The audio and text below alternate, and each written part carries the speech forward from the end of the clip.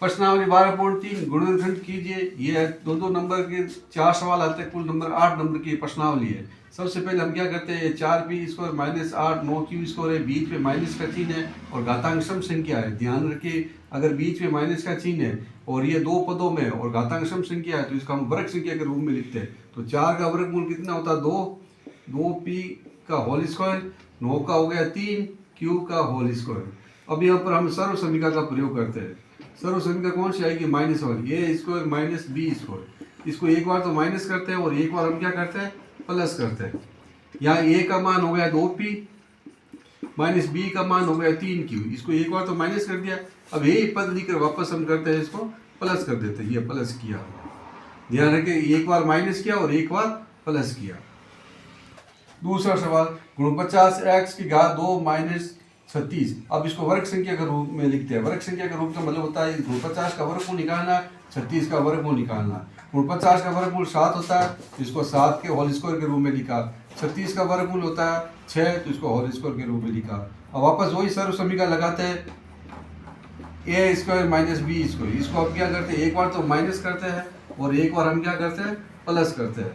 तो ये उतार दिया हमने 7x माइनस का 6, अब इसी को हम प्लस करते हैं 7x प्लस का 6। इस a का मतलब होता है 7x माइनस b का मतलब होता है 6। a का मतलब हो गया हमारे पास 7x, प्लस का प्लस लिखा, b का मतलब हो गया हमारे पास 6। तीसरा सवाल, 9x² y² माइनस 16। इसका भी हम क्या करते हैं, वर्ग संख्या के रूप में लिखते हैं।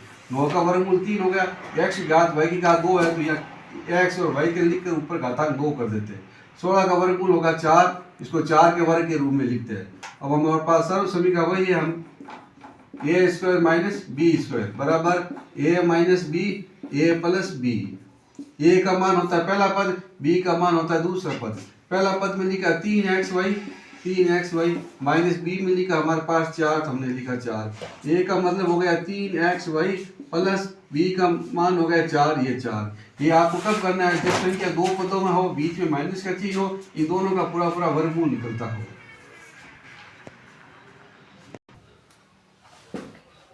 अगला सवाल है 63a² माइनस 112 b²। अब हम देखते हैं 63 और 112 में 7 का भाग पूरा पूरा जाता है, तो 7 उभयनिष्ठ पद है, तो हमने 7 बार उभयनिष्ठ पद लिया। 7 का भाग 63 में गया 9a² और 7 का भाग 63 में जाता है 16 बार, यहाँ लिखा 16 b²। अब इसको वर्ग संख्या के रूप में लिखते हैं। 7 का 7 लिखा, 9 का वर्गमूल निकाला 3, a का वर्गमूल निकाला a, ऊपर घातांक 2 है तो इसको होल स्क्वायर के रूप में बंद कर दिया। 16 का वर्गमूल 4, b का b लिखा, इसका भी वर्गमूल b लिखा और इसको होल स्क्वायर के रूप में बंद कर दिया। अब हमारे पास सर्व समीकरण है a² माइनस b²। ये आ जाएगा a माइनस b और ये हो जाएगा a प्लस b। आपको मालूम है a का मान होता है 3 पहला पद और b का मान होता है दूसरा पद, तो ये बार वाला 7 का 7 हमने लिखा। a का मान आ गया 3a माइनस 4b, ये b का मान है।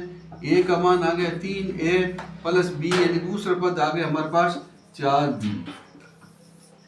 चलो अगला सवाल है 16x की घात 5 माइनस 144x की घात 3। अब हम यहाँ देखते हैं, यहाँ x और x दोनों उभयनिष्ठ पद है। यहाँ x की घात 5 है और यहाँ x की घात 3 है। उभयनिष्ठ पद में हमेशा सबसे छोटी घात लेते हैं, तो ये 5 घात और x की घात 3 में छोटी घात है, x की घात 3, तो हमने लिखा x की घात 3।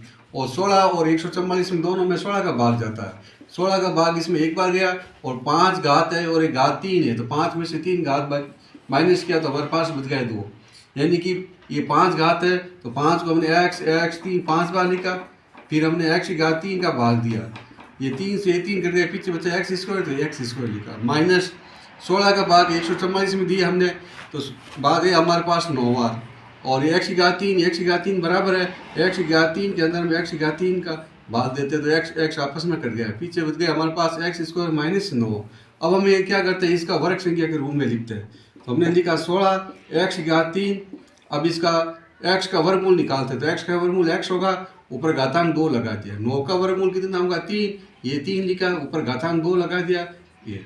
अब हमारे पास सर्व समीकरण कौन सी है, वही सर्व समीकरण, ये बीच में माइनस का चिन्ह है और ये दोनों हमारे पास सम संख्या में घातांक है, तो इसको एक बार क्या करते हैं माइनस करते हैं और एक बार क्या करते हैं प्लस करते हैं। तो a minus b a plus b वाली सर्व समीकरण लगा दी। a का मान है पहला पद और b का मान है दूसरा पद। बार वाला पद हमने सेम टू सेम लिखा 16 x क्या 3, ए का मान हो गया पहला पद, बी का मान हो गया 3, ए का मान हो गया हमारे पास पहला पद x, प्लस का प्लस लगा है, बी का मान हो गया 3, ये 3।